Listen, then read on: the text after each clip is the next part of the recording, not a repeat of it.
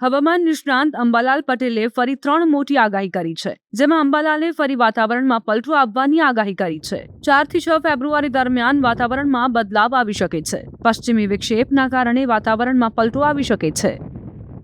ફેબ્રુઆરી તારીખ 31-2 પણ એક પચીસ વિક્ષેપ આવવાની શક્યતા રહે, પરંતુ તારીખ 4 થી 6 કે 8 એક અન્ય પચીસ વિક્ષેપ મજબૂત હશે, જે અરબ સાગરના ભેજની અસર થશે, તો બંગાળ ઉપસાગરના ભેજની અસર થશે, જેના લીધે ઉત્તર ભારતનું હવામાન તો પલટાઈ શકે, પરંતુ ગુજરાતનું હવામાન પણ 4 થી 6 ફેબ્રુઆરીમાં પલટાવાની શક્યતા રહેશે।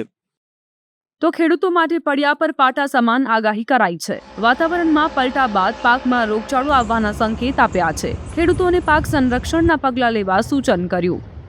વારંવાર બદલાતા હવામાનના કારણે ઊભા કૃષિ પાકોમાં રોગ આવવાની શક્યતા રહે, એટલે ખેડૂત ભાઈએ પાક સંરક્ષણના પગલાં લેવા સારા રહે।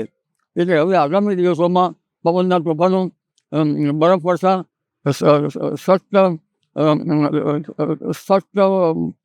બરફ સાથે કોઈ પાકમાં, ઊભા કૃષિ પાકમાં હિમની અસર।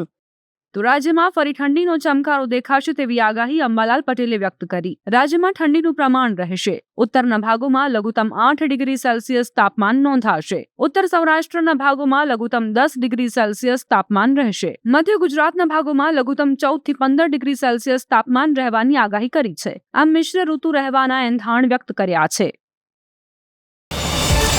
QR કોડ સ્કેન કરો અને ડાઉનલોડ કરો ન્યૂઝ 18 એપ। મેળવો ગુજરાત અને દેશ દુનિયાની પળે પળની અપડેટ્સ।